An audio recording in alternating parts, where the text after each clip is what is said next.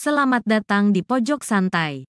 Sebelum Anda mendengarkan audiobook ini, kami menginformasikan bahwa channel ini adalah review audio dari buku yang ada di Indonesia. Untuk membaca keseluruhan buku ini, kami menyarankan membeli buku aslinya di toko buku kesayangan Anda, baik offline maupun online. Keberadaan channel ini dimaksudkan untuk membantu Anda mendapatkan pengetahuan dari buku-buku kesayangan Anda.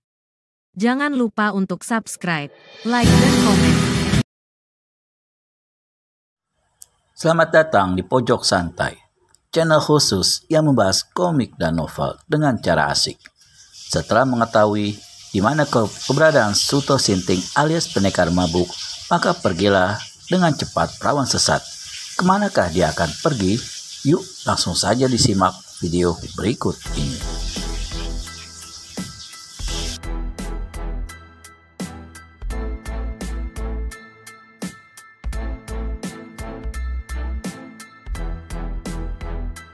Kami tidak akan tunjukkan di mana tempat guruan kami. Sebelum kamu sebutkan, apa keperluan mencari perguruan kami? Perawan sesat menatap liar pada Murbawati. Mulutnya tampak menggeletakkan gigi gerahamnya.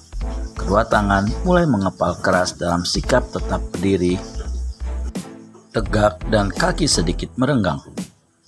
Kalian tidak perlu tahu apa perlunya aku ke sana, karena ini urusan pribadiku.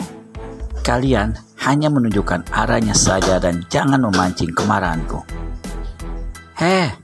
Sekalipun kau marah, kami tetap tak akan tunjukkan sebelum kami tahu maksud dan tujuanmu ke sana, kata Widarti dengan berani.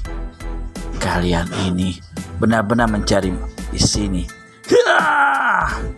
Perawan sesat sentakkan tangannya, layangkan pukulan jarak 7 langkah itu.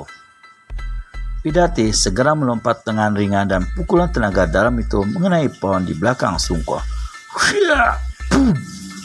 Pohon itu tumbang dalam keadaan patah besar di bagian tengahnya. Sungko sempat terkejut melihat pohon tumbang di belakangnya dalam jarak 10 langkah darinya. Murbawati, biar ku tangani kunyuk satu ini, kata Widarti sambil melangkah maju 2 tindak. Lalu di situ ia berseru, manusia landak, kami tidak bikin perkara denganmu. Tapi kalau kamu jual perkara, kami siap membeli. Perawan sesat mendesis meremehkan ucapan Widarti. Mestinya kalian sayang nyawa sendiri dan tidak coba-coba membakar kemarahanku. Aku tak pernah kasih ampun pada orang yang sengaja menantangku, tahu?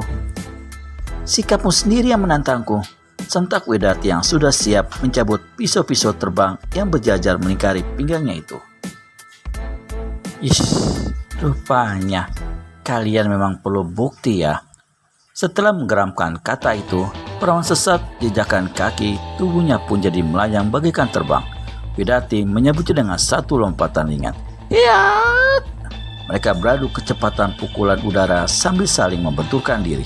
Plak, plak, puk. Tubuh Widarti tersentak ke belakang, melayang jatuh di kaki kuda yang ditunggangi Sungko.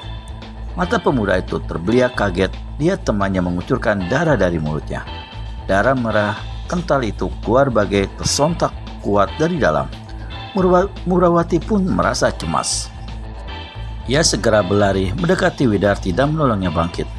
Widarti sempat berkata, "Aku tidak apa-apa.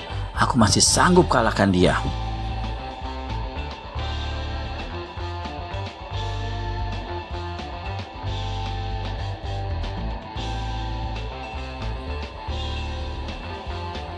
Hati-hati, dia berilmu tinggi.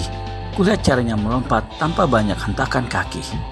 Itu menandakan dia berilmu tinggi. Juga kecepatan pukulannya luar biasa. Jangan lawan dia dari jarak dekat, Widarti. Ya, aku mengerti. Minggirlah, biar ku hadapi dia lagi. Widarti perempuan yang pantang menyerah. Sekalipun dadanya terasa sakit, ia masih bisa bangkit dan melangkah beberapa tindak ke depan. Tangannya segera berkelebat cepat mengambil 2 pisau terbangnya dan melemparkannya ke arah perawan sesat. Pisau itu meluncur searah sejajar dengan cepat. Perawan sesat hanya sunggingkan senyum tipis tanpa meremehkan. Lalu dia kibaskan tenaga dalamnya melalui kelebatan tangan kanan yang seperti membuang sesuatu dari bawah ke atas. Kedua pisau terbang itu terpental berlainan arah dan melesat ke tempat kosong. Kibasan angin tenaga dalamnya membuat tubuh Widati berguncang sesaat. Kesempatan itu digunakan oleh perempuan bermata buas untuk melompat dan bersalto 2 kali.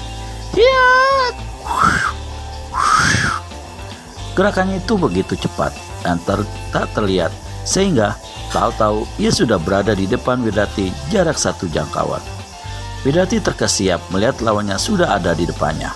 Ia tak sempat bergerak karena perawan sesat lebih dulu menghentakkan pukulannya memakai pangkal pergelangan tangan ke dada Widati.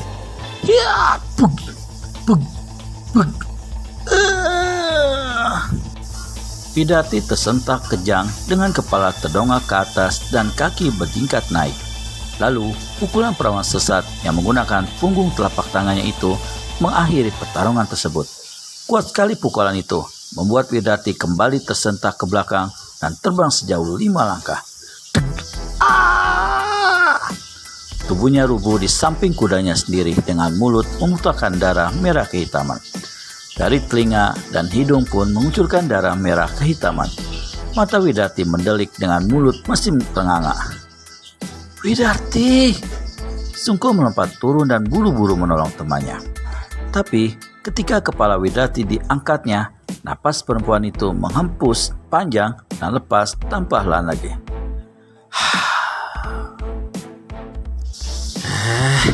"Biadab!" geram Murwawati melihat Widati hembuskan napas terakhir.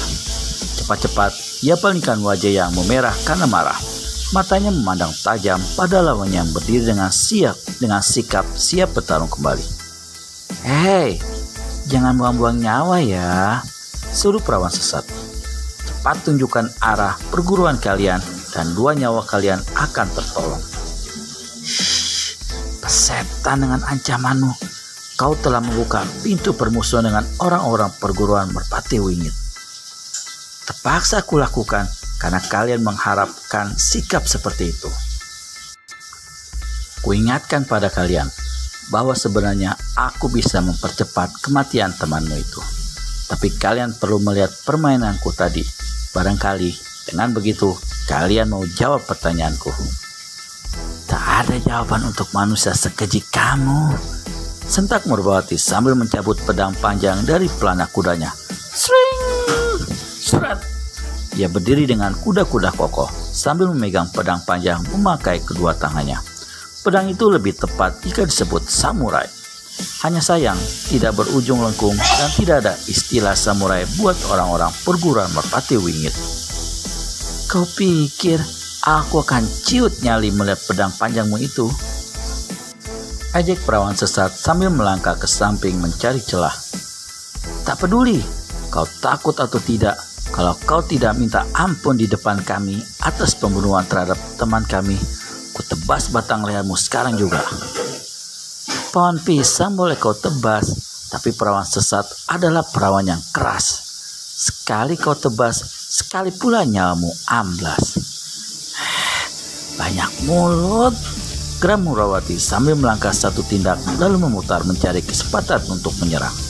Perawan sesat pun bergerak mengitar, tak mau kecolongan celah bagi lawannya. Sambil bergerak mengitar, ia masih bisa serukan kata. "Kau benar-benar manusia yang tak bisa merawat nyawamu ya. Kau akan menyesal di alam kubur jika tetap melawanku, monyet bunting. Aku ke alam kubur untuk menyusulmu. Cabut pedangmu yang bergagang jorok itu." "Kita percepat, siapa yang harus pergi ke alam kubur di antara kita berdua?" "Cabut pedang? Oh tidak, untuk sekarang ya. Membasmi tikus busuk macam kamu tidak perlu dengan pedang. Cukup dengan 1 kedipan mata, kau akan tak bernyawa." "Manusia sombong, hentikan sesumbarmu itu." "Iya!"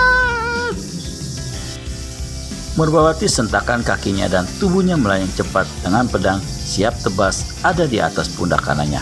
Perawan sesat tidak ikut melompat, tapi lebih bersikap menunggu datangnya serangan. Begitu pedang ditebaskan ke arah depan oleh Murwawati, Padang perawan sesat segera berbalik memunggungi lawannya dengan sedikit melompat ke samping kanan. Pedang menebas tempat kosong.